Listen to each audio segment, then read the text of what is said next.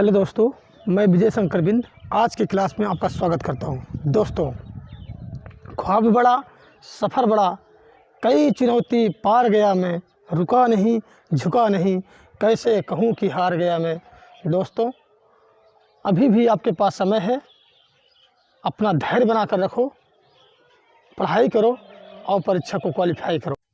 दोस्तों, आज हम आप लोगों को उपसंयोजक यौगिक को पढ़ाएंगे। उपसंयोजक यौगिक में हम मुख्य रूप से 4 टॉपिक या 5 टॉपिक पढ़ते हैं। पहला है उपसंयोजक यौगिक क्या है, उपसंयोजक यौगिक से संबंधित कुछ परिभाषाएं, और बर्नर सिद्धांत क्या है। समवायवता में हम प्रकाशिक समवायवता और ज्यामितीय समवायवता को पढ़ेंगे। इसके बाद हम बेस पर फिर थ्योरी पढ़ेंगे और उपसंयोजक यौगिकों का नामकरण पढ़ेंगे। दोस्तों, हर बार परीक्षा में यहाँ से 5 नंबर का क्वेश्चन पूछा जाता है। इसमें नामकरण, उपसंयोजक यौगिकों का नामकरण बहुत ही महत्वपूर्ण है। यहाँ से 4 नंबर का क्वेश्चन, कभी कभी 2 नंबर का क्वेश्चन ऐसे पूछता है, सूत्र दे करके नाम पूछा जाता है, और 2 नंबर का क्वेश्चन ऐसे पूछा जाता है, नाम दे करके सूत्र पूछा जाता है। और कभी कभी 2 नंबर में केवल नाम पूछ देता है और इसमें से जो परिभाषाएं हैं वो पूछ देता है। तो दोस्तों, अधिकतर यहाँ पर नाम पूछा जाता है, इसलिए ये बहुत ही इम्पोर्टेंट है और आपको अच्छी तरह से समझ में आएगा, ये हम आपसे वादा करते हैं। उपसंयोजक यौगिक क्या होता है, सबसे पहले हम इसके बारे में जान लेते हैं। दोस्तों, उपसंयोजक यौगिक, इसको हम संकुल यौगिक अथवा जटिल यौगिक भी कहते हैं।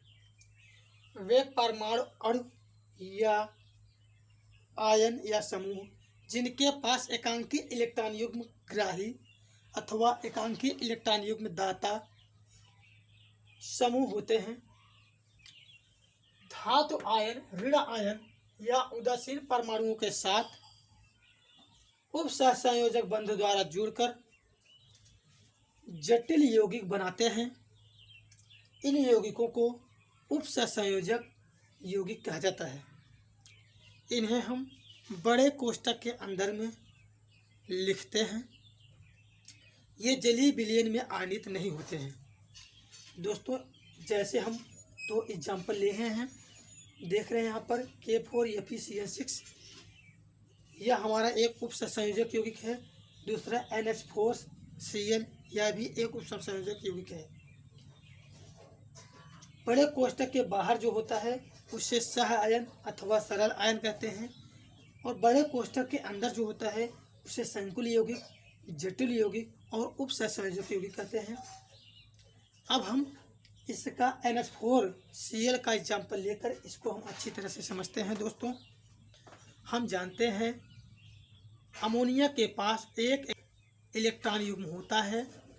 जब इसके पास हाइड्रोजन आयन आता है तो अमोनिया अपना एकांकी इलेक्ट्रॉन युग्म हाइड्रोजन को दान देता है। यहाँ पर मान लेते हैं हाइड्रोजन H+ आ गया, ये अपना दोनों एकांकी इलेक्ट्रॉन युग्म है हाइड्रोजन को दान कर देता है, जिससे यह एक उपसंयोजक बंध द्वारा जुड़ जाता है। इसे हम तीर के निशान से प्रदर्शित करते हैं। जब नाइट्रोजन एकांकी इलेक्ट्रॉन युग्म हाइड्रोजन को देता है, तब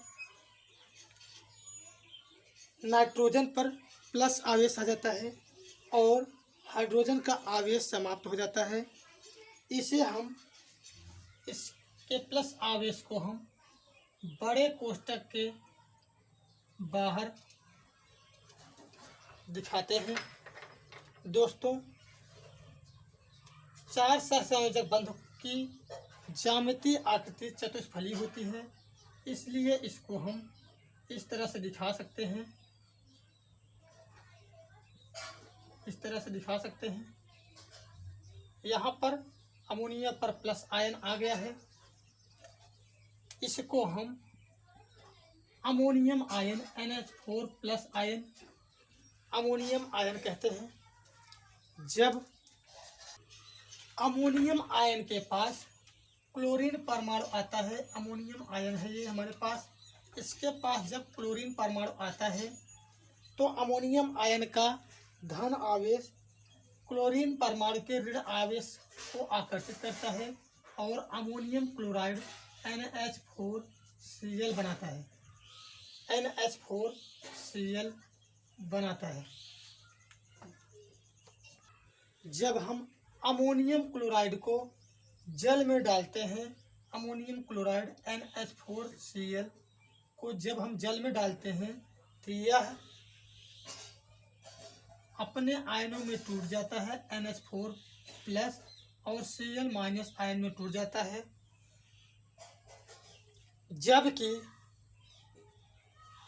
N और H के बीच का बंध नहीं टूटता है, क्योंकि यह जटिल आयन है।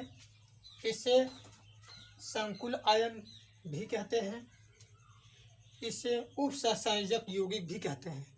जबकि कोष्ठक के बाहर जो परमाणु समूह होते हैं उसे सह आयन कहते हैं। सह आयन अपने आयन में टूट जाता है, लेकिन उपसंयोजक यौगिक आयनित नहीं होते हैं। इस प्रकार बने सभी यौगिक उपसंयोजक यौगिक कहलाते हैं।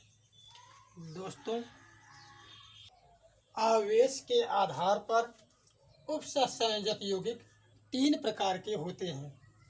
उपसंयोजक यौगिक, एक संकुल उदासीन संकुल, दूसरा धनायन संकुल, तीसरा ऋणायन संकुल। उदासीन जिस पर शून्य आवेश हो, उदासीन संकुल होगा। धनायन संकुल, धनायन संकुल के साथ कोई ऋण आयन जुड़ सकता है, इसे बड़े कोष्ठक में के बाद में लिखा जाता है। जैसे यहाँ पर हम देख रहे हैं, बड़े कोष्ठक के बाद में यहाँ पर ऋण आयन संकुल ऋण आयन जुड़ा हुआ है। अब हम ऋण आयन संकुल के बारे में देखते हैं। ऋण आयन संकुल में यहाँ पर बड़े कोष्ठक के बाहर ऋण आयन होता है। धनायन संकुल के साथ कोई यहाँ पर धनायन नहीं बल्कि ऋणायन होगा। ऋणायन संकुल के साथ कोई सरल धनायन जुड़ सकता है, इसे बड़े कोष्ठक के पहले लिखा जाता है। जैसे हमने यहाँ पर लिखा है, एक सरल यौगिक K+ जुड़ा हुआ है, इसे हम बड़े कोष्ठक के पहले लिखे हैं। अब हम उपसंयोजक यौगिकों से संबंधित कुछ परिभाषाओं के बारे में पढ़ेंगे। इसके बाद हम बर्नर सिद्धांत को पढ़ेंगे। उपसंयोजक क्षेत्र या मंडल, इसको हम 5-6 पार्ट में बांट के पढ़ते हैं। उपसंयोजी क्षेत्र या मंडल, उपसंयोजी संकुल को एक बड़े कोष्ठक में लिखा जाता है, जिसे उपसंयोजी क्षेत्र या मंडल या जटिल आयन कहते हैं। दूसरा है, जटिल आयन में एक केंद्रीय धातु परमाणु M होता है, जिसके साथ अणु आयन उपसंयोजी यौगिक बंध द्वारा जुड़े होते हैं। इस M से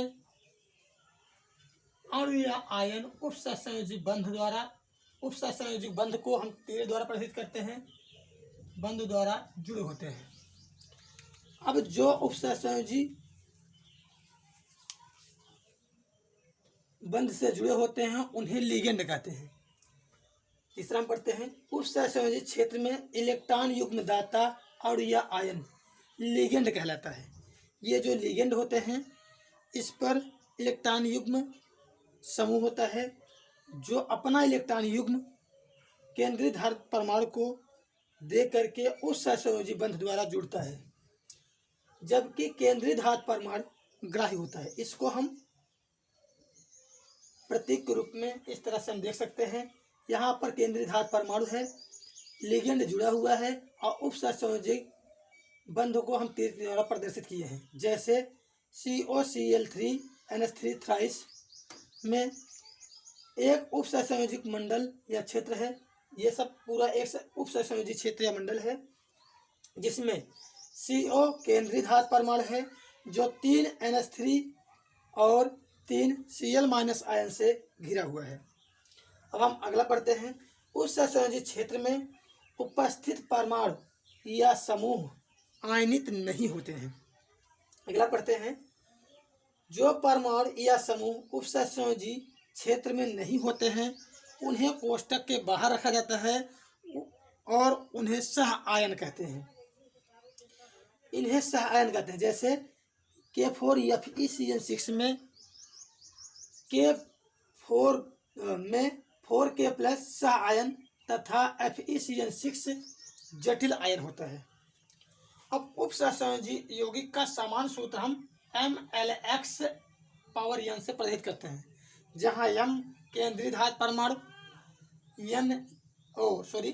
L लिगेंड और X लिगेंडों की संख्या होती है और यहाँ पर N जो होता है आयन की संख्या होती है। अब हम इसमें दूसरा पढ़ेंगे दोस्तों, केंद्रीय धातु परमाणु क्या होता है।